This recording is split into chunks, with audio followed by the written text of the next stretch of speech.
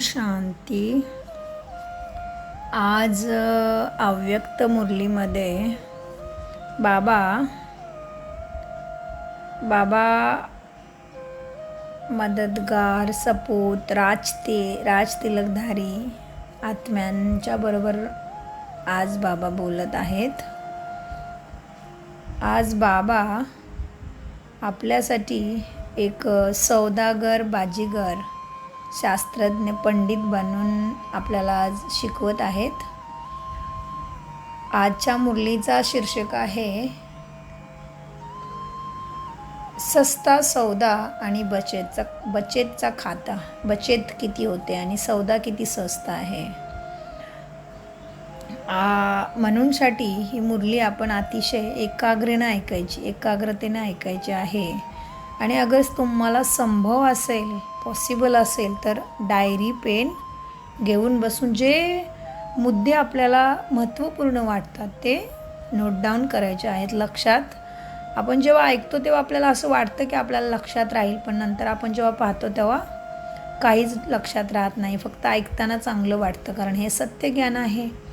म्हणूनसाठी diary pen घेऊन बसल्यानंतर आपण महत्त्वाचे पॉईंट्स त्याच्यामध्ये नोट करू शकतो. आजच्या मुरलीचं महत्त्व असं असतं की बाबा रोजच्यापेक्षा ही मुरली वेगळी असते, कारण रोज बाबा साकार मुरली आपल्याला शिकवत असतात आणि रविवारच्या दिवशी आपण अव्यक्त मुरली ऐकत असतो. अव्यक्त मुरलीमध्ये इतकी पावर आहे की तुम्ही जर खरोखर आत्मिक भानामध्ये येऊन आत्मा आपल्या भ्रुकुटी सिंहासनवरती विराजमान होऊन चमकतावा सितारा, चमकतावा हिरा बनून कानाद्वारे एकाग्रतेने मुरली जेव्हा आपण ऐकतो ना, तेव्हा मन खरोखर बाबांच्या शक्तीने भरून जातं. म्हणूनसाठी ही मुरली ऐकताना बाबांची खूप एकाग्रतेने ऐकायचे. तर मग ते सत्संगामध्ये गेल्यावरती पुण्य मिळतं असं म्हणतात. ते मात्र सत्यमध्ये आपण सत्यसंग आपल्या बुद्धीमध्ये मनाने करत असतो, ते आपल्याला सत्य ज्ञान ऐकण्याचं पुण्य प्राप्त होतं आणि आपली कल्याणाकडे वाटचाल खूप वेगाने व्हायला लागते. मनाने अव्यक्त मुरली म्हणजे काय मग? जेव्हा आपले ब्रह्माबाबा हे हाडामासाचं शरीर सोडून देवदूत बनले, प्रकाशाच्या शरीरामध्ये बाबा गेले, संपूर्ण झाले, सूक्ष्मवतांचे निवासी बनले, त्याच्यानंतर ब्रह्माबाबा आणि शिवबाबा गुलजार दादीच्या शरीरामध्ये यायला लागले, तनामध्ये दादीच्या भ्रुकुटी सिंहासनवरती येऊन बसायला लागले आणि ज्ञान द्यायला लागले. त्याला अव्यक्त मुरली म्हणतात. ही मुरली खूप पॉवरफुल असते. ॲक्च्युली रोजचीच मुरली, बाबाचा हर महावाक्यच पॉवरफुल आहे. म्हणूनसाठी म्हटलं जातं ना, पूर्ण जंगलच्या लाकडं तोडून त्याचा पेन बनवला आणि सागराची जर शाई बनवली तरी हे ज्ञान असं लिहून पूर्ण होणार नाही. इतकं प्रचंड ज्ञान बाबाने आपल्याला दिलेलं आहे आणि त्याची इतकी ख्याती आहे असं. आणि मग आज आपण अव्यक्त मुरली ऐकताना स्वतःची अव्यक्त मध्ये अव्यक्त स्थिती करूनच ऐकलं तर त्याचं खूप पुण्य लाभतं आपल्याला. म्हणूनसाठी आज आपले सौदागर बाबा आपल्याला सौदा कसा करायचा बाबांच्या बरोबर आणि आपले भंडारे भरपूर कसे करायचे. बाबा सौदागर, रत्नागर आहेत ना, म्हणूनसाठी बाबांच्याकडून आपल्याला उच्च प्राप्ती कशी करून घ्यायची. म्हणून बाबा आपल्याला आज शिकवत आहेत की मुलांनो, आपल्या सर्वांच्या इच्छा, आकांक्षा पूर्ण व्हाव्यात आणि ह्या कलियुगाच्या अंतिम क्षणाच्या जीवनामध्ये आपल्याला सर्व सुखाची प्राप्ती व्हावी आणि बाबांचं धरतीवरती येण्याचं कार्य पूर्ण व्हावं की आत्म्याचा पुनर्धर्म.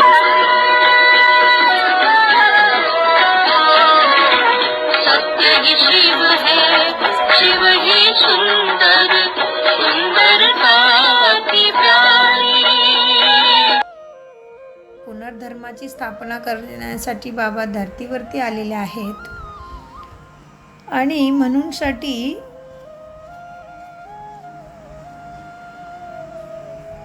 देवी शक्तीने संपूर्ण होण्यासाठी आपल्याला बाबांची मुरली ऐकण्याची विधी समजायची आहे आणि एकाग्र होऊन बाबांना याद करायचं पण विधी आपल्या लक्षात घ्यायची आहे. म्हणूनसाठी भोलेनाथ बाबा त्यांचा उच्च भंडारा आपल्यासाठी खोलत आहेत ज्ञानाचा, आणि त्याच्यामुळे आपल्याला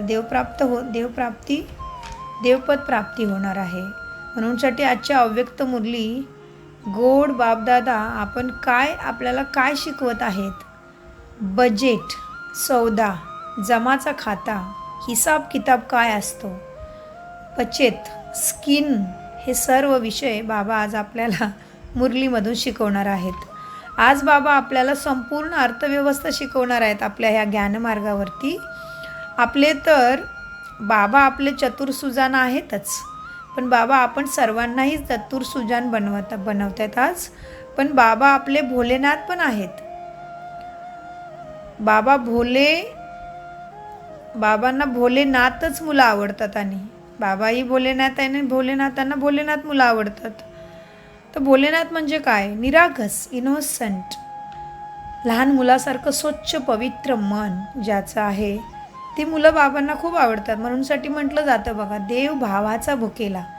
कधीही म्हटलेलं नाही की देव तुमचं धनधान्य, तुमची सुंदरता, तुमची प्रॉपर्टी किंवा या दुनियेमधले जे चकाचौंध आहे त्याचा देव भुकेला आहे, असं कुठेही म्हटलेलं नाही. कारण बाबा भावाचा भुकेलेला आहे. तुमच्या हृदयाचा भाव, तुमच्या मनामध्ये काय भाव आहे, प्रत्येक गोष्ट करताना कर्मामध्ये तुम्ही काही बोलत असाल, तुम्ही काय ऐकत असाल, तुम्ही काही सांगत असाल, किंवा तुम्ही हाताने काही कर्म करत असाल, तुमच्या मनामध्ये भाव काय आहे तो परमेश्वर पाहत असतो.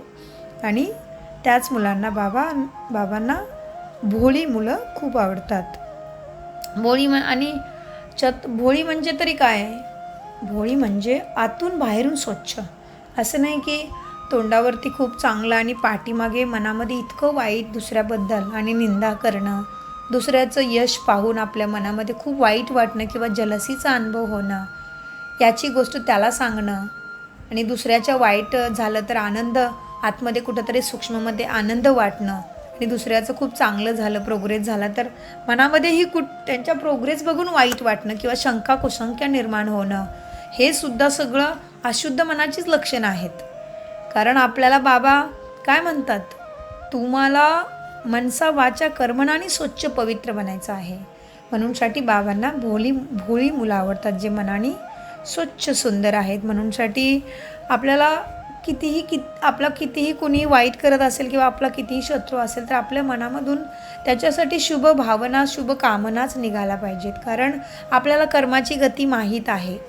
कर्माचा तिसराच पाठ आहे, तिसरा लेसन आहे. राजयोगाच्या कोर्सामध्ये कर्माची गतीचा तिसरा लेसन आहे.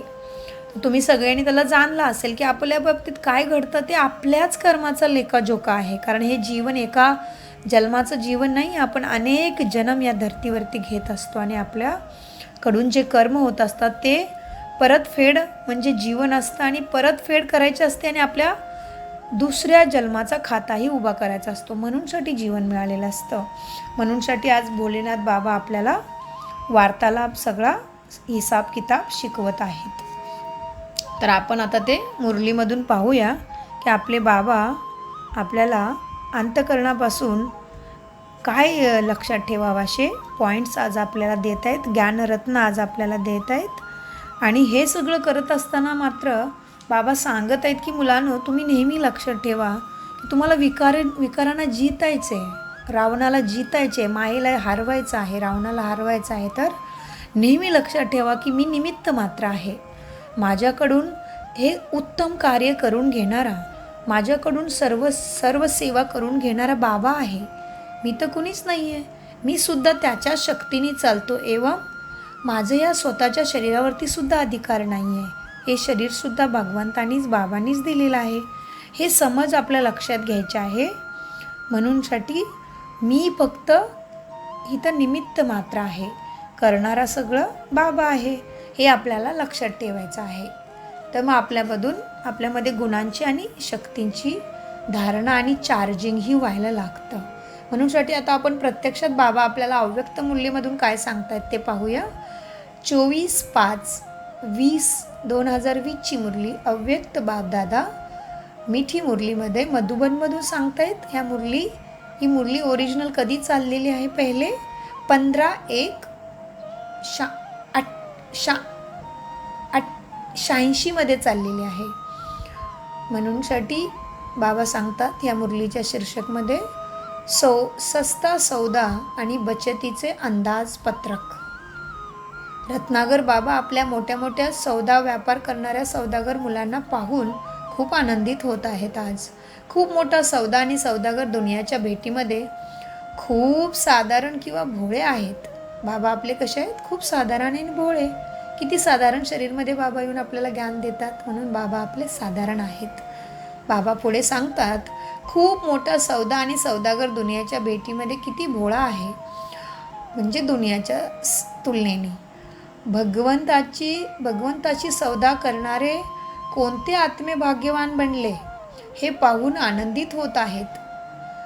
बाबा आनंदित होत आहेत की माझी कितीतरी मुलं स्वतःचं भाग्य जाग करण्यासाठी आणि भाग्याचे दरवाजे उघडण्यासाठी कितीतरी मुलांना आता दिव्य दृष्टी आणि आत्मिक भान आलेलं आहे. हे पाहून बाबा आनंदित होत आहेत. बाबा आनंदी होणं म्हणजे किती मोठं तो क्षण आहे भाग्याचा, कारण तो तर आनंदाचा सागरच आहे. तरीही त्याला आनंद देतो आपण, तर आपण किती मोठं कार्य करतो, किती मोठं भाग्य कमवण्याच्या हकदार बनतो, हे आपण आपल्या लक्षात घ्यायला पाहिजे. बाबा सांगतात, इतका मोठा सौदा तोही एका जन्माचा. बाबा आपल्याला आत्ताच भेटतात आणि आपण या संगमयुगामध्ये ह्या जन्मामध्ये जे काही पुरुषार्थ करतो त्याच्यावरती आपल्याला किती जन्माचं मिळतं? 21 जन्माचं, म्हणजे 2500 वर्षाचं सुख. किती मोठं कालावधी आहे. आणि हे मात्र आपण मनात ठेवलं तर जरूर आपल्याला धारणा व्हायला लागेल. आणि सेवा, ज्ञान, आपले किती विषय आहेत इथे? ज्ञान, योग, धारणा, सेवा, याच्यामध्ये आपल्याला उत्तम मार्क्स मिळतील आणि देवपद ही प्राप्त होईल. बाबा सांगतायत, 21 जन्म नेहमीच तुम्ही मालामाल राहता. म्हणूनसाठी बाबा सांगतायत, द्यायचं काय आणि घ्यायचं काय? अगणित करोडोची कमाई तुम्हाला लाभते. करोडोचा सौदा तुम्ही किती स्वस्तामध्ये करत आहे माझ्याबरोबर. तुमच्यातले विकार, खराब गुण, वाईट संस्कार, तमोप्रधानता मला देता आणि माझ्याकडून सर्व काही घेता. सौदा करण्यामध्ये वेळ पण वास्तवामध्ये 1 सेकंदाचाच लागतो. सौदा करायला वेळ किती लागतो? 1 सेकंद. कसा? ज्यावेळेला आपल्याला समजतं की मी तर आत्मा आहे, मी परमात्माचं संतान आहे, आणि हे जेव्हा आपल्याला बुद्धीमध्ये आपल्या निश्चय होतो, फिक्स होतं की बाई मी आत्मा आहे आणि ते परमपिताचं मूल आहे आणि परमपिता आता मला किती मोठं पद द्यायला आलेलं आहे, माझं भाग्यचे दरवाजे तो उघडायला आलेला आहे, हे जेव्हा आपल्या लक्षात येतं आणि आपल्याला निश्चय होतं की माझा बाबा आलेला आहे, तेव्हाच आपल्याला काय होतं? 1 सेकंदामध्ये आपला सौदा पक्का होतो. आपल्याला समजायला लागतं आणि आपण बाबांचं बनायला लागतो. सौदा करण्यामध्ये वास्तवामध्ये 1 सेकंद लागतो आणि खूप सस्ता सौदा केला आहे तुम्ही. 1 सेकंदामध्ये आणि 1 बोलामध्ये सौदा केला. हृदयापासून म्हणलं, माझे बाबा, बाबा माझा एक बाबा, असं दुसरं कोणी नाही आहे बुद्धीमध्ये. या 1 बोलाद्वारे तुम्ही किती मोठा सौदा हे केलेला आहे, जिंकलेला आहे आणि तुम्ही किती मोठ्या अगणित खजान्याचे मालिक बनणार आहेत. तर सस्ता सौदा आहे ना हा. नाही इतके कष्ट केले, नाही इतका वेळ लागला. दुसरा कोणताही हद्दाचा सौदा करण्यामध्ये किती वेळ लागतो, म्हणजे दुसरा कुठलाही व्यवहार करतो, व्यापार करतो आपण, तर किती मेहनत लागते, किती त्याच्यासाठी आटापिटा करावा लागतो. आणि हा 21 जन्माचा सौदा म्हणजे आपण बाबांच्या बरोबर केलेला आहे की आता आपण बाबांना आपलं बनवतो आणि आपण बाबांच्या श्रीमतवरती आपलं वर्तणूक करायला लागतो, तर आपल्याला येणारे 21 जन्मासाठी सदैव सुखाची प्राप्ती होते. मग हा किती मोठा सौदा आहे बाबा म्हणतात. आणि हा सौदा करताना तुम्हाला काही कष्टही नाही पडलं अजून. पुढे बाबा आपल्याला शिकवत आहेत, कष्ट पण करावे बाकीचे देख बघा, दुनियामध्ये सौदा कुठलाही व्यापार करता तर किती कष्ट करावं लागतं आणि दिवसेंदिवस सौदा पण किती महाग होऊन जातो, म्हणजे व्यापारामध्ये लेनदेन कशी होऊन जाते. त्यासाठी बाबा म्हणतात, सौदा तुमचा, आणि आता तुमचा सौदा कुठपर्यंत चाललेला आहे? 1 जन्माची पण खात्री आहे का? तर आता श्रेष्ठ सौदा केला आणि अनेक विचार करत आहात की करायचं तर आहे ना, पक्का सौदा केला आहे ना. बापदादा आपल्या सौदागर मुलांना पाहत होते. सौदागर यादीमध्ये कोणते कोणते प्रसिद्ध मुलं आहेत, त्या दुनियेतील प्रसिद्ध लोकांची कशी यादी बनवतात. मोठे मोठे बिझनेसवाले असतात त्यांची एक यादी असते ना, एक बुकलेट पण मिळतं की हे उच्च उच्च बिझनेसवाले आहेत, त्यांचे नंबर, फोन नंबर सगळे असे राज्यामध्ये प्रसिद्ध होतात ना, जिल्ह्यामध्ये वगैरे. तर बाबा म्हणतात त्या सौदागरांचे कसे नंबर वगैरे प्रसिद्ध, यादी प्रसिद्ध होते नावाची, तशी तुमची काय आहे लिस्ट. खास डिक्शनरी पण बनवतात ना ते व्यापारी. बाबांच्या डिक्शनरीमध्ये कोणाचं नाव आहे? बाबा म्हणतात तुमचा सौदा कसा चाललेला आहे आत्ता, आणि तुमचं नाव कुठे असेल, बाबांच्या लिस्टमध्ये सगळ्यात वरती असेल का? बाबा सांगतायत ज्याच्यामध्ये दुनियेतील लोकांचं आकर्षण जात नाही त्यांनीच बाबांशी सौदा केला आहे. म्हणजे आपल्याला ह्या दुनियेमध्ये आता आकर्षण नाही वाटत आहे. आपल्याला माहिती आहे डोळ्याने दिसणारं सगळं एक दिवस नष्ट होणार आहे, आणि मी आत्मा, फक्त परमात्मा, आत्मा आणि प्रकृती अजर अमर अविनाशी आहे. आणि म्हणूनसाठी आत्म्यामध्ये जे आता संस्कार घडणार आहेत आणि चांगल्या वर्तणुकीचं जे पुण्यप्राप्ती आपल्या नशिबामध्ये जे गुप्त रूपाने स्टोअर होणार आहे ते मात्र आपलं आहे. तर बाबा सांगतात ज्याची बुद्धी या डोळ्याने दिसणाऱ्या दुनियेमधून निघून बाबांच्या मध्ये लागते तो मात्र विशेष आत्मा आहे. निराशावादी आत्म्यांना आशावादी बनवणं अशी नशा तुम्हाला नेहमी राहते का?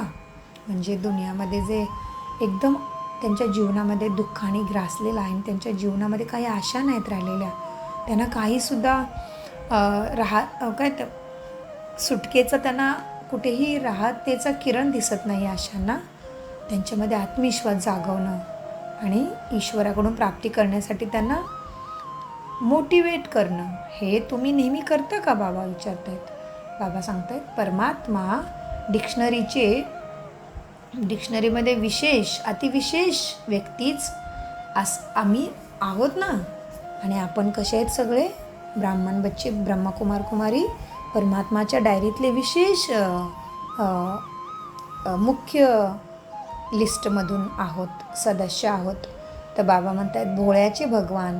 तर तसे तर तुम्ही चतुर हुशार आहातच, परंतु त्यांना भोळी मुलं पसंत आहेत. बाबांना कशी मुलं पसंत आहेत? भोळी, कारण भोळ्यांचे भगवान म्हटलं जातं. बाबा सांगतायत बाहेरमुखी चतुराई बाबांना पसंत नाही. त्याचे कलियुगामध्ये राज्य असते. खूप बाहेरूनच शो करतो आणि आतमध्ये काही नाही, त्याचं कलियुगामध्ये राज्य असतं. आता ते लखपतीही असतील आणि नंतर मात्र ते काही बनतील ते तुम्हाला अंदाज आहे. परंतु तुम्ही मात्र नेहमीसाठी करोडपती बनतात. आणि तुमचं राज्य कसं असतं? निर्भय असतं. बाबा म्हणतात जो वरून जो करतो ना नाटक, की खूप चांगला आणि लबाडी वगैरे करतो आणि म्हणून आत्तासाठी त्याच्याकडं धन असेल, बाबा म्हणतात ते किती एकच जन्मासाठी. आणि तुमच्या मात्र स्वच्छ शुद्ध स्वभावामुळे तुमच्याकडे जन्मोजन्मी धन, प्रॉपर्टी, सुख, शांती असते. म्हणूनसाठी तुम्ही निर्भय असता. बाबा सांगतात आजच्या दुनियेमध्ये धन पण खूप आहे, पण किती भीती आहे. जितके धन आहे तितकं तो भीतीमुळे त्याला जेवणही जात नाही आणि झोपही लागत नाही आहे. तुम्ही मात्र किती बेफिकीर बादशाह आहात. तुम्ही निर्भय बनत आहात. तुम्ही हे भय म्हटलं भीतीचं भूत तुमच्याजवळ नसतं. या भीतीला भूत म्हटलं जातं. तुम्ही त्या भूतापासून सुटलेले आहे ना. तुम्हाला कोणतंही भय नाही आहे ना. आता जिथे माझापणा आणि मी आहे तिथं जरूर भय आहे. माझे बाबा हा फक्त शिवबाबा एक माझा आहे, दुसरं माझं काही नाही. हे जेव्हा तुमच्या हृदयामध्ये बसल तेव्हा तुम्ही किती निर्भय बनता. त्याच्याशिवाय कोणतेही आपल्याला कोणतं सोन्याचं हरण जरी दिसलं तरीही आपल्याला त्याचं, बाबा सांगतो त्याच्याशिवाय कोणतेही सोन्याचे हरिण जरी माझे आहे तरी पण भय मात्र राहणार. म्हणजे आपल्याकडे किती प्रॉपर्टी आहे आणि आपल्याला जर त्याचा अहंकार असेल तर आपल्याला भीतीही मनामध्ये राहणार. म्हणूनसाठी तुम्ही सगळ्यांनी तपासून पहा की तुमचे ब्राह्मणाचे संस्कार आता आपले संस्कार कसे होत आहेत ते बाबा म्हणतात सूक्ष्म रूपाने पाहून घ्या. कारण तुमच्या स्वभावामध्ये सूक्ष्म रूपाने जरा चुकीचा संस्कार राहिला तरी पण तुम्ही सुवर्णयुगामध्ये, हिरक युगामध्ये आणि सत्ययुगामध्ये येऊ शकत नाही. बाबा सांगतात, हिरक जयंती, सुवर्ण जयंती साजरी करताना चांदी किंवा सोने खरे तेव्हा बनते जेव्हा अग्नीमध्ये टाकून त्याच्यामधली भेसळ जाळून टाकली जाते, तेव्हा ते खरं सोनं बनतं. त्याप्रमाणे तुम्ही पण स्वतःला योग अग्नीमध्ये म्हणजे बाबांच्या बरोबर बुद्धी जोडून खरं सोनं बनवायचं आहे. म्हणूनसाठी हिरक जयंती किंवा खरी हिरक जयंती किंवा सुवर्ण जयंती आहे ना, गायली जाते ना, जयंती साजरी करण्यासाठी खरं सोनं बनायला पाहिजे. असं नाही की हिरक जयंतीवाले आहेत ते चांदीसारखे राहतील. हे तर वर्षाच्या हिशोबामुळे हिरक जयंती म्हणतात, परंतु तुम्ही सुवर्ण जयंतीचे अधिकारी आहात, सुवर्ण युगवासी आहात. तर तपासून पहा की किती प्रमाणात आपण खरे सोने बनलो आहोत. सौदा तर केला आहे ना सौदागर बरोबर, रत्नागर बरोबर. रत्नागर बाबांच्या बरोबर आपण सौदा केलेला आहे ना, की बाबा तुमच्या श्रीमतवरती चालून आम्ही स्वतःला सत्वप्रधान बनवण्याचा पुरुषार्थ करू. बाबा सांगतात सौदा तर केला आहे ना, आणि हा सौदा किती चांगला आहे, जो तुम्हाला 21 जन्मासाठी धनधान्य संपत्ती सुख सगळं देणार आहे.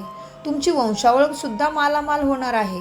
फक्त 21 जन्मापर्यंत राहील असं नाही आहे, तर तुम्ही पूर्ण युगामध्ये आपण सगळ्याच कल्पामध्ये सुखी राहणार आहोत. म्हणजे अखंड सुख तर आपल्याला आहेच 2050 वर्षाचं, पण त्रेतामध्ये सुद्धा मोठे मोठे राजा महाराजा आपणच असणार आहे, आणि कलियुगामध्ये सुद्धा खूप चांगली कंडिशन आपण सर्व मुलांची असणार आहेत. म्हणून आपल्याला आता जो आपण बाबांच्या बरोबर सौदा करतो, अशुद्धी बाबांना देण्याचा आणि शुद्ध बनण्याचा किंवा स्वतःचं पूर्ण परिवर्तन करण्याचा जो सौदा करतो, त्याच्यामुळे आपल्याला बाबा सांगतात अपार धनाची प्राप्ती होते, अपार सुख शांती मिळते. बाबा सांगतायत दान पुण्य चांगल्या प्रकारे करू शकाल. कलियुगाचा अंत तुम्ही पाहत आहे ना. अंतिम जन्मामध्ये भिकारी तर बनले नाही ना, डाळ भाकरी खाणारे बनले ना, काळे धन तर नाही ना करत आहे, चुकीच्या मार्गाने तर नाही ना कमाई करत आहे. डाळ भात खाणं हे स्वच्छ सुंदर स्वच्छ भोजन आहे. या वेळेतील कमाईसाठी तुम्ही भिकारी बनू नका. जे अंतिम जन्मापर्यंत डाळ रोटी तुम्ही खाऊ शकाल इतके तुम्ही आता मालामाल बनता. कितीही दुनियामध्ये तकलीफ असू दे, पण बाबांच्या मुलांना सदैव डाळ रोटी मिळतच राहील, हे बाबांनी अनेक वेळा मुरलीमध्ये सांगितलेलं आहे. म्हणूनसाठी बाबा सांगतात आता तुमच्या बचतीचा हिसाब किताब ठेवा. अंदाजपत्रक बनवता येते ना, जमा करण्यामध्ये हुशार आहात ना, नाहीतर 21 जन्म काय कराल मग. आता जर जमा नाही केलं तर कधीही नाही करू शकणार तुम्ही. कमाई करणारे बनणार ना, राजा अधिकारी बनून राज्य करणार ना. राजाई परिवाराला कमावीची आवश्यकता नसते, त्यांच्याकडं ऑलरेडी राजाई असते. प्रजेला किती कमावं लागते, त्यामध्ये पण क्रमानुसार तुमचा जन्म होणार. मग तुम्ही जर पुरुषार्थ नीट नाही केला तर प्रजेमध्ये सुद्धा तुमचा नंबर खाली जाईल. सावकार आणि साधारण प्रजा हाही नंबर आहे. राजधानी बनत आहे ना, तर नंबरवार आहेत. जो जितका ज्ञानामध्ये मेहनत करेल तितकं उच्च पद प्राप्त करेल. राज्य प्राप्त करतात, जन्मांतर राजाई परिवाराचा अधिकारी बनतात.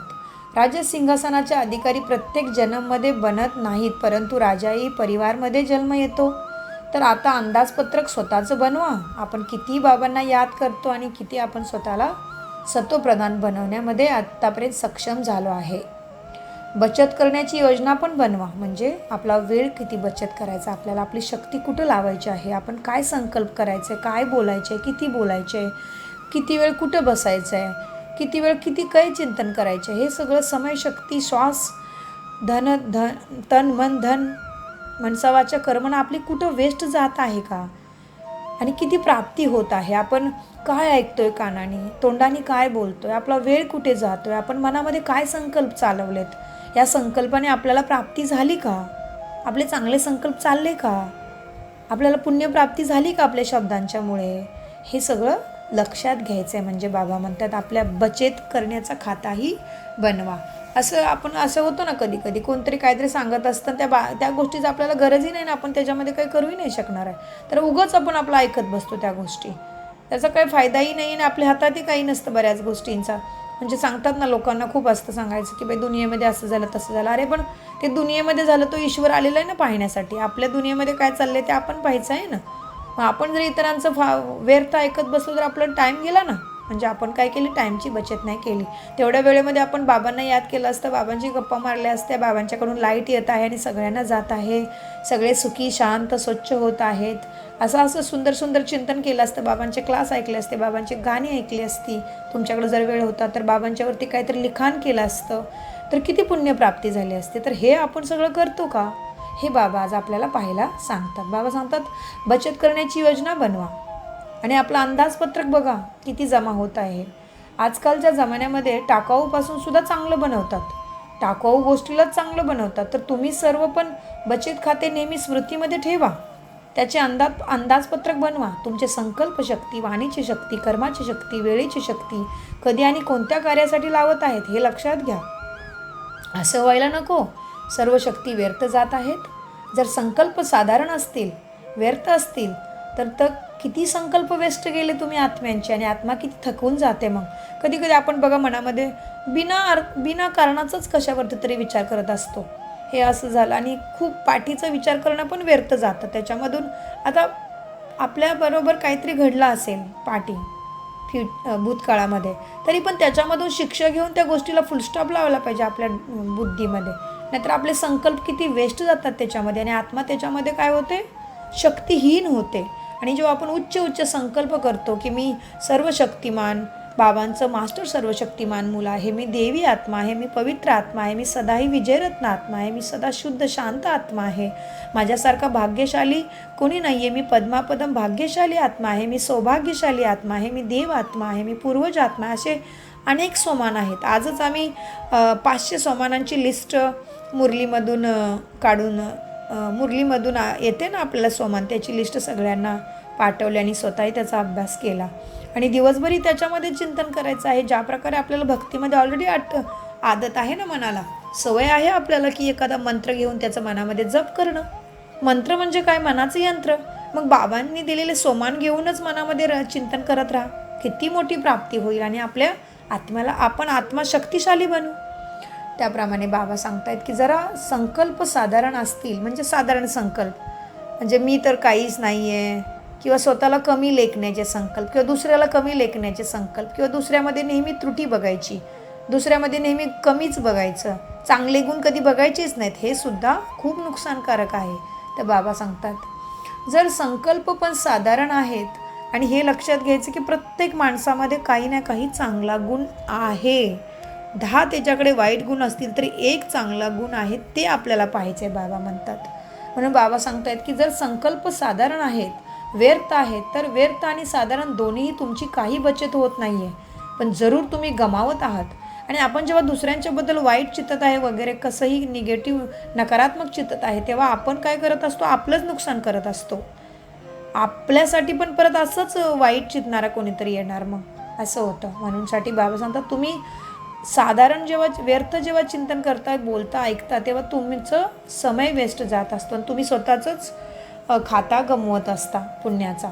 म्हणून बाबा सांगतात संपूर्ण दिवस आपला हिसाब किताब ठेवा, आपला चार्ट ठेवा, दिनचर्या बनवा की अमुक वेळेमध्ये म्हणजे मला काय अभ्यास करायचे, मला कधी आत्मिक स्थितीचा अभ्यास करायचा आहे, मला कुठल्या कार्यामध्ये फरिस्तीचा अभ्यास करायचा आहे, मी सुदर्शन चक्र कसा फिरवू, मी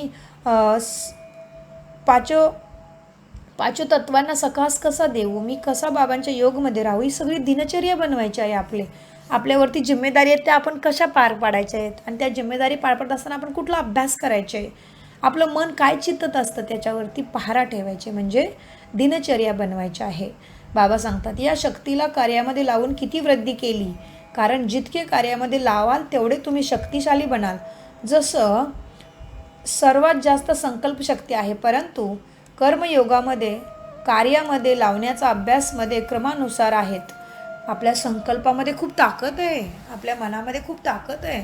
मग आपण सगळे सकारात्मक विचार करून अगर जर त्याच्यामध्ये आपण जर सकारात्मक विचार नेहमी करू ना, तर आपले ते पूर्ण होतात. म्हणून बाबा सांगतात तुमच्या संकल्पशक्तीमध्ये कितीतरी ताकद आहे. जसं आता आपण पाहत आहे दुनियेमध्ये इतकं दुःख आहे, आणि आपण जर चिंतन केलं ध्यानामध्ये बसून की माझ्यावरती बाबांची शक्ती येत आहे, अगदी मुसळधार पाऊस कसा पडतो त्याप्रमाणे माझ्या डोक्यावरती बाबांच्या शक्तीचा अभिषेक येत आहे, आणि मी आत्म्याकडून ह्या धरतीच्या वरती सगळ्या आत्म्यांना ही शक्ती प्रवाहित होत आहे. त्याला व्हायब्रेशन म्हणतात, प्रकंपनं म्हणतात. आणि ही प्रकंपने सगळ्यांना शांतीचा आणि सुखाचा शक्तीचा अनुभव करत आहे.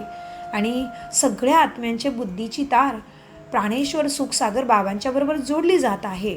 सगळ्यांना शांतीची प्राप्ती होत आहे. सगळ्यांच्या जीवनामध्ये सुख शांती येत आहे. असं जरी चिंतन केलं तरी ते किती मोठं पुण्याचं खातं आणि योगच राहतो, आणि बाबांच्या श्रीमतवरती चालण्याचं पुण्यही लाभतं. म्हणूनसाठी बाबा सांगतात की जितके कार्यामध्ये तुम्ही लावाल तुमचे शक्तिशाली संकल्प, तेवढी तुमची मनाची शक्ती वाढेल. म्हणूनसाठी आणि तुमच्यामध्ये शक्ती हळूहळू वाढायला लागतील. बाबा सांगतात तर सर्व जाणताना संकल्पशक्ती किती प्रचंड कार्य करते, परंतु तुम्ही कार्यामध्ये लावण्याचा अभ्यास करण्यामध्ये मात्र तुमचे नंबरवर आहेत. तुम्ही सगळे एकसारखे संकल्पाला कार्यामध्ये आणत नाही आहेत. बाबा म्हणतात जसे स्कूलमध्ये मुलं पण कोणी अभ्यास करणारा असतो आणि कोणी थोडा डल असतो, किंवा कोणी एकदमच लक्षच देत ना अभ्यासाकडं, तसंच बाबा इथं पण सांगतायत की तुमच्या मनामध्ये प्रचंड शक्ती आहे. आणि तुम्हाला साथ कुणाची आहे आता मनामध्ये? सर्व शक्तिमान बाबांची साथ आहे. फक्त उच्च संकल्पाची गरज आहे आणि अभ्यासाची गरज आहे. तर बाबा सांगतायत की अगर तुम्ही अभ्यास करण्यामध्येही तुम्ही सगळे एकसारखे नाही आहेत. बाबा मात्र एकच आहे, ज्ञानही एकच देतो तो सगळ्यांना, पण या ज्ञानाचा वापर करणारे याच्यामध्ये नंबरवार आहेत, एकसारखे नाही आहेत. बाबा सांगतात काही तर न कार्यामध्ये लावतात, न पाप काम करतात. काही तर बाबा म्हणतात तुमचे शक्तिशाली संकल्पाला काही कामही करणार नाहीत आणि काही पापही करणार नाहीत, एकदम स्टेबलच आहेत. म्हणजे ते पण व्यर्थच झालं. अगर तुम्ही चांगलंही नाही करत आणि वाईटही नाही करत तर तुम्ही तर न्यूट्रलच झाले ना मग. तर बाबा सांगतायत साधारण दिनचर्यामध्ये कमवले आणि गमवले तर जमाच नाही झालं ना मग. साधारण सेवेची दिनचर्या किंवा साधारण प्रवृत्तीची दिनचर्या याला अंदाजपत्रक म्हणतात. अंदाजपत्रकामध्ये जमाचे खाते पाहायला पाहिजेत ना. तपासून पहा की जेवढी शक्य होती तेवढी सेवा केली आम्ही योगामध्ये एवढं ध्यान दिलं, आम्ही ज्ञान एवढं व्यवस्थित एकाग्रतेने घेतलं, आणि आम्ही धारणाही ज्ञानाची केली. हे सगळं लक्षात घ्यायचं आहे बाबा म्हणतात. हेच अंदाजपत्रक बनवायचे आपलं. अभ्यास केला मुरलीचा व्यवस्थित, बाबांनी सांगितलेल्या मुद्द्यांच्या वरती रटन केलं, त्याला पाठ करून आपल्या बुद्धीमध्ये बनवलं का त्याला, असं बाबा विचारतायत. कोणाला दुःख तर नाही दिलं ना, कोणतेही उलटे काम नाही ना केलं, ज्याच्यामुळे पुण्याचा खात्याच्या बदल्यामध्ये पापाचा खाता तर नाही वाढला ना. हे सगळं लक्षात घेणं म्हणजे आपलं अंदाजपत्रक बनवणं. परंतु दुःखही नाही दिले आणि सुखही नाही दिले. जितकी आणि जशी सेवा करायला पाहिजे तेवढी नाही केली. तशी केली का सेवा? जसे बापदादा सूचना देतात, माझेपणाचा त्याग केला का? मीपणाचा त्याग करणं हे खरी सेवा आहे. अशी सेवा केली का? उलटे बोलले नाही ना कुणाला, परंतु असे बोलले की ज्याच्यामुळे दुसरा निराश मनुष्य आशावादी बनला, हिम्मत त्याला आली, हिम्मतवान बनला. अशी सेवा केली.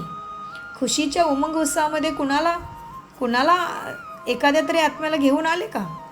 एखादा नाराज असेल, दुःखी असेल तर त्याला तुम्ही तुमच्या ज्ञानामुळे, तुमच्या योग पावरमुळे, तुमच्या व्हायब्रेशनमुळे, तुमच्या सकासमुळे त्याला तुम्ही शक्ती दिली का? त्याला उत्साह दिला का? हे बाबा विचारतायत. हे सगळं करणं म्हणजे जमा करणं, आणि बचत करणं म्हणजे आपल्या स्वतःवरती अटेन्शन ठेवून बचत करणं. असेच 2 तास 4 तास गेले, ती बचत नाही झाली नाही. सर्व शक्ती बचत करा. असे बजेट म्हणजे अंदाजपत्रक बनवणं.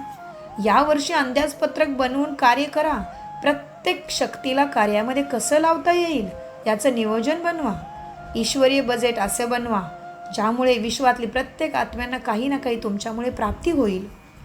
कशी होईल विश्वातल्या आत्म्यांना प्राप्ती? अगर आपण शांत स्वरूप राहिलो तर आपल्याकडून शांतीची स्पंदनं सगळ्यांना भेटतील. आपण आनंदित खुशी राहिलो तर सगळ्यांना खुशीची स्पंदनं भेटतील. कारण आपण काय आहे, आपला बाबा सर्वशक्तिमान आहे आणि आपण मास्टर सर्वशक्तिमान आहोत. म्हणून बाबा सांगतात तुमच्या बजेटमुळे पूर्ण विश्वातल्या आत्म्यांना काही ना काही प्राप्ती होईल. म्हणजे ज्याला शांती पाहिजे त्याला शांती मिळेल, ज्याला सुख पाहिजे त्याला सुख मिळेल. म्हणूनसाठी आपले आत्म्यांच्या गुणांच्या मध्ये राहून आपण व्यवहार करायचे. आपल्या आत्म्यांचे 7 गुण आहेत आणि अष्टशक्ती आहेत. 7 गुण कुठले आहेत ते आपले, ते आपण कॉमेंट्स बॉक्समध्ये तुम्ही सगळे लिहून पाठवू शकता की 7 गुण कोणते आहेत. आणि नसले माहीत तर आपण उद्याच्या मुरलीमध्ये त्याची रिव्हिजन करूया, 8 शक्ती आणि 7 गुणांची. तर बाबा शिकवतात आपल्याला तुमच्या बजेटमुळे विश्वातल्या आत्म्यांना काही ना काही प्राप्ती होणार आहे. तुम्ही विश्व कल्याणकारी आहात ना. तुम्ही तुमचंच तर गुणगान सगळी दुनिया करत आहे ना. तुमचीच तर पूजा मंदिरामध्ये होत आहे ना. देवी देवताच्या रूपाने तुम्हाला सर्वजण किती मागत आहेत की आमच्यावरती कृपा करा. तुमचं किती गुणगान करतील मग ते. सर्वांना काही ना काही द्यायचं आहे. तरी मुक्ती द्या किंवा जीवनमुक्ती द्या. मनुष्य आत्म्याला तर काय आहे, प्रकृतीला पण तुम्हाला द्यायचं आहे. तुम्हाला प्रकृतीला पण पावन बनवायचं आहे. प्रकृती म्हणजे काय, आकाश, अग्नी, हवा, वायू, पाणी, जल, धरती हे प्रकृती आहे. या तत्वांनाही आपल्याला शुद्ध करायचं आहे. म्हणून साठी तत्वांच्याकडे म्हणजे जसं गरमी असेल तर हाय हाय गरमी नाही म्हणायचं आहे कधी. ठीक आहे म्हणायचं, ठीक आहे, सगळं ठीक आहे. प्रकृती अग्निदेवता आपलं काम करत आहे. आपण हाय हाय नाही म्हणायचं. हाय हाय किती गरमी, किती गरमी, किती गरमी, काय करावं. अगर आपण किती गरमी म्हटलं तर हे वाढत जाणार मग गरमी. कारण आपण कशी आत्मा आहोत. आपण परमपित्याच्या बरोबर योग लावणारी आत्मा. म्हणजे आपले शब्द खरे होऊ शकतात. आणि एक प्रकारचं आपण अग्निदेवतेला वाईट म्हटल्यासारखं झालं. किती किती किती किती ऊन, किती ऊन, किती ऊन असं नाही म्हणू शकत. अग्निदेवता आपलं काम करत आहे. आपण काय करायचे, उच्च संकल्प, उच्च बोल, समज आहे आपल्याला की प्रत्येक तत्व आपलं काम करत आहे, आपलं कार्य करत आहे. म्हणून साठी बाबा सांगतात तुम्ही तर प्रकृतीपती आहात. तुम्हाला प्रकृतीलाही पावन करायचं आहे. म्हणून साठी परत बाबा आपल्याला पुढे आज गहराईमध्ये शिकवत आहेत. ईश्वरी बजेट म्हणजे सर्व आत्मे प्रकृतीसहित सुख शांती बनणे, हे ईश्वरी बजेट आहे. ते शासन बजेट बनवतं ना, इतके पाणी देऊ, इतकी घरं देऊ, इतकी वीज देऊ, ते बजेट बनतं त्यांचं. तुमचं बजेट कसं आहे, ते सर्व आत्म्यांना जीवनामध्ये सुख शांती मिळवून देणं, जीवनमुक्ती मिळवणं, असं बजेट तुमचं बनलं पाहिजे.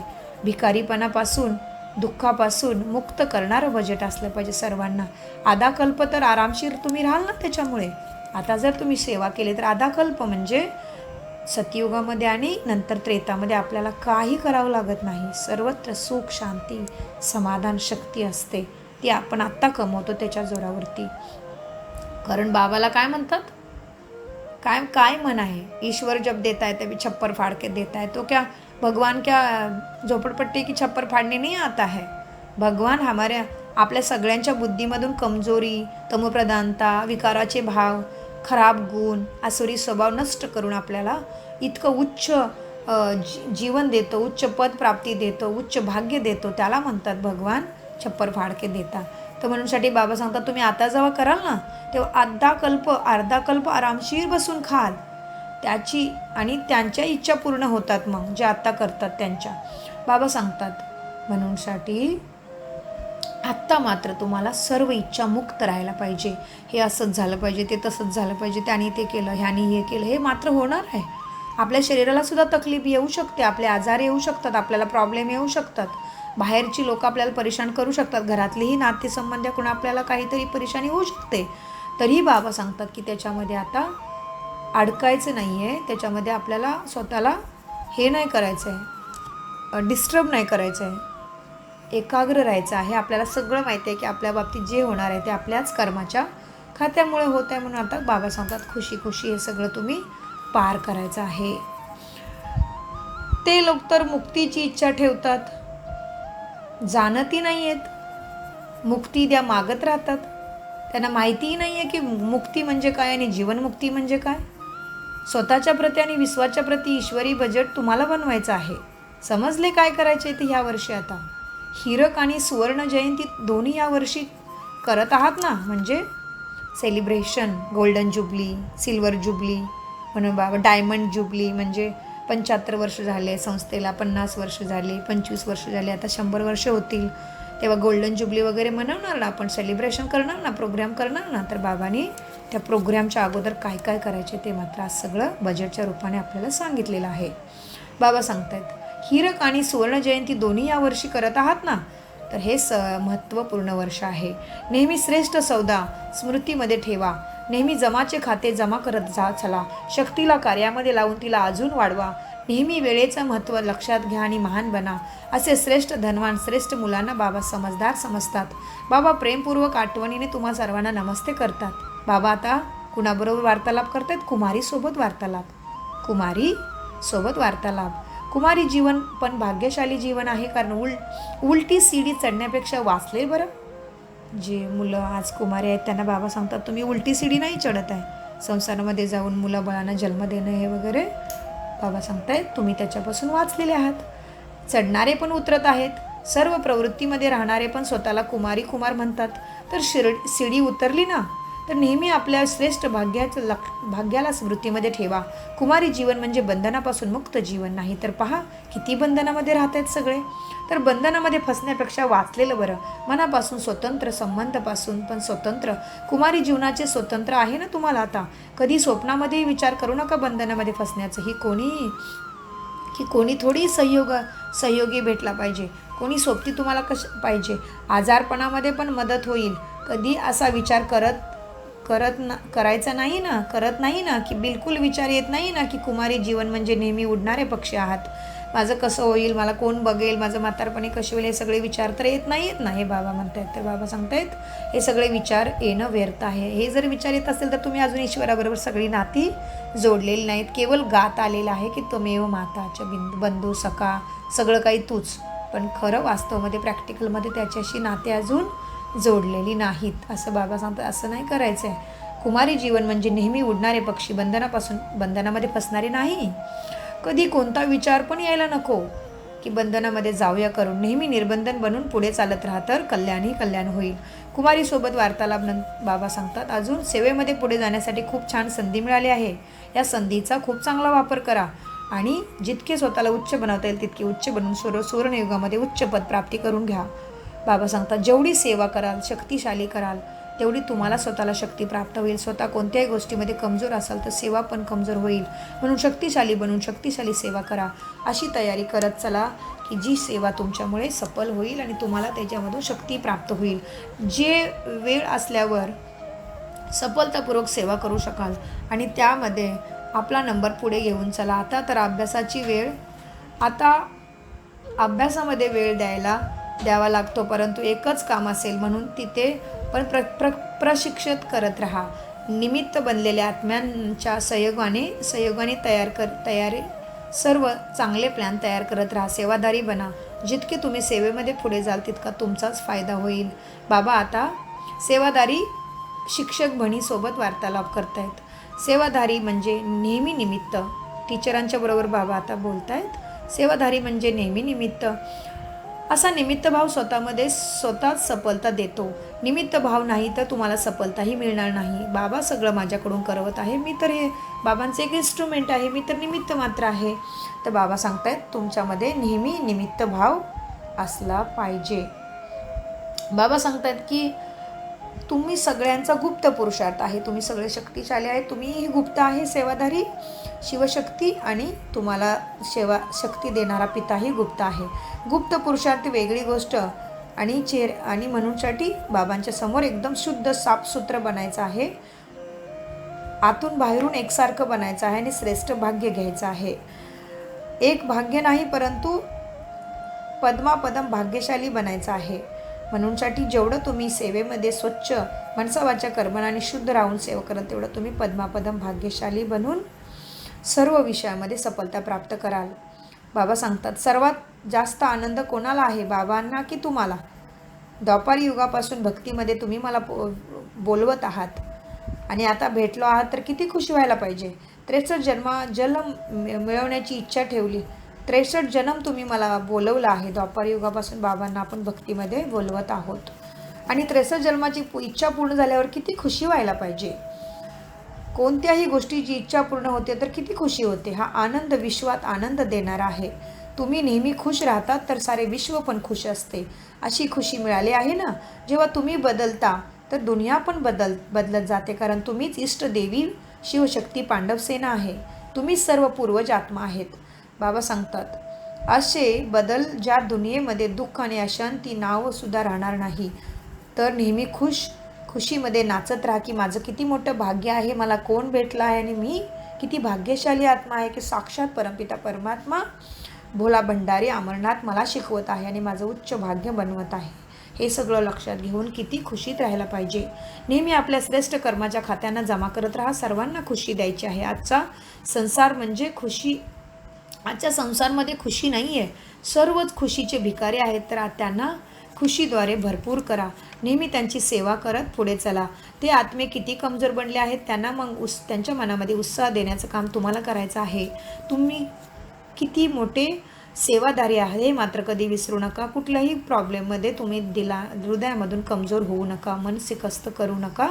तुम्ही विजयी जरूर बनणार आहे. म्हणूनसाठी म्हटलं जातं की सच्चाई की नाव हिलती है डुलती है डुबती कभी भी नाही. तर ही एक गोष्ट आपल्याला लक्षात ठेवायची आहे की आपल्याला तकलीफ येणार, प्रॉब्लेम येणार, पण आपण आपल्या श्रीमतला सोडायचं नाही. तरच आपण नेहमी विजयाचा तिलक घेणार आहे. नेहमी विजयाचा तिलक हवा आहे.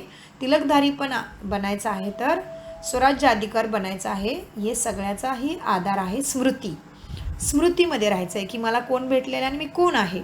बाबा सांगतात, प्रश्न विचारला बाबाने आज, जवळचे तारे आहात त्यांची काय लक्षणं असतील. बाबा जवळचे तारे म्हणजे बाबांच्या जवळ किती असणार आहे आपण. तर बाबा ते उत्तरामध्ये सांगतायत की ज्याच्यामध्ये समानता दिसून येईल, ज्याच्यामध्ये समानता दिसून येईल, बाबांच्या सारखा आपला स्वभाव व्हायला लागेल, तेव्हा जवळच्या ताऱ्यामध्ये बापदादांचे गुण आणि कर्तव्य प्रत्यक्ष दिसून येतील. जितके जवळ असतील तितके समानता राहील. ज्याचा चेहरा बापदादाचा साक्षात्कार करणारा दर्पण असेल त्यांना पाहून बापदादांचा परिचय प्राप्त होईल. जरी तुम्हाला पाहतील परंतु आकर्षण बापदादाकडे होईल.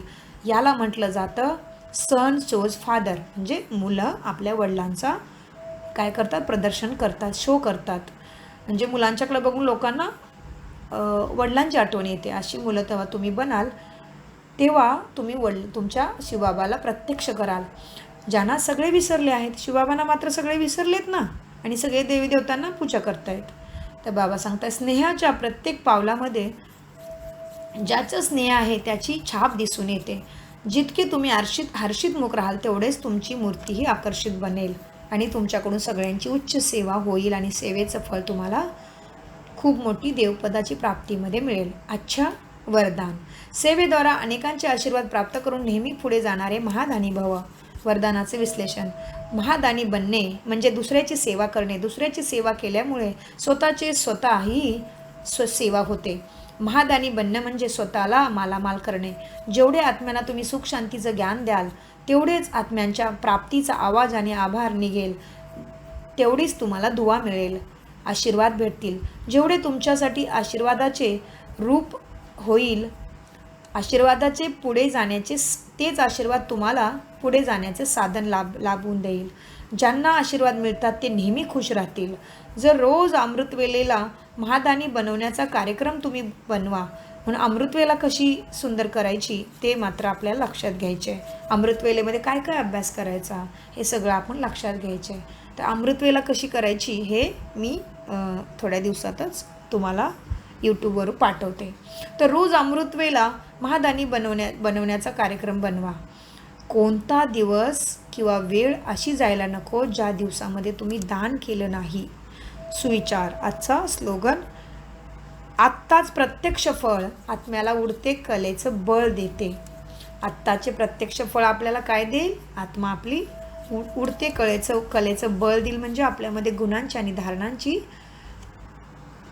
आणि शक्तीची धारणा होईल आणि आपण आपले संस्कार सत्वप्रधान बनण्यामध्ये सफल होऊ, यशस्वी होऊ. म्हणजे आपल्याला उडती कला होईल. आपण सदैव आत्मिक भानामध्ये राहायला पसंत करू. आपल्याला बाबांची आठवण अशी सारखी आठवण येत राहील. अशा गोष्टी आपल्या बाबतीत घडतील जेव्हा आपण जे करतोय त्याचं प्रत्यक्ष फळ म्हणजे आपल्या मनामध्ये हलकेपणा, आत्मिक भानाची आवड, मुरलीची आवड, बाबांची आवड आणि बाबांची आठवण आपल्याला सतावित राहील. तेव्हा म्हणता येईल ती कला. ओम शांती शांती शांती. अतिशय गोड सागर बाबांना आपण सर्वांचा अगणित पदम गुना शुक्रिया शुक्रिया शुक्रिया.